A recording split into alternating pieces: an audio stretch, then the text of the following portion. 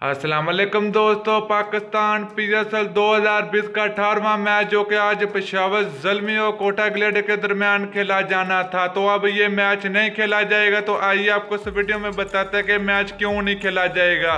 लेकिन उससे पहले अगर आपने अभी तक चैनल को सब्सक्राइब नहीं किया तो बराए मेहरबानी फ्री में चैनल को सब्सक्राइब कर दें और साथ लगे बेल आइकन को जरूर इनेबल कर देना ताकि क्रिकेट से जुड़ी हर खबर सबसे पहले आप लोगों को मिलती रहेगी।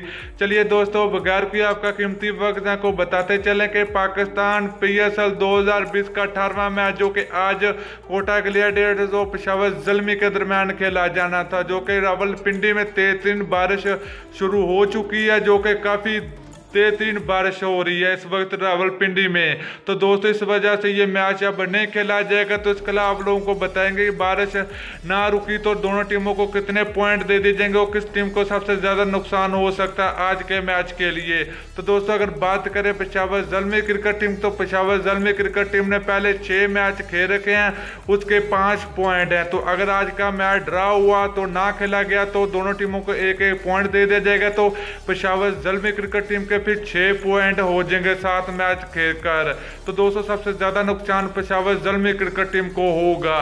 तो दोस्तों, बारिश कल से तेज हो रही है, क्योंकि महकमा मौसम का कहना है कि अगले दिन तक भी ये मैच नहीं हो पाएगा, क्योंकि कल भी बारिश, महकमा मौसम ने बताया कि कल भी बारिश हो सकती है रावलपिंडी क्रिकेट स्टेडियम में। दोस्तों, वीडियो अच्छी लगे लाइक जरूर कर दीजिए। अगली वीडियो तक के लिए इजाजत दीजिए। अल्लाह हाफिज।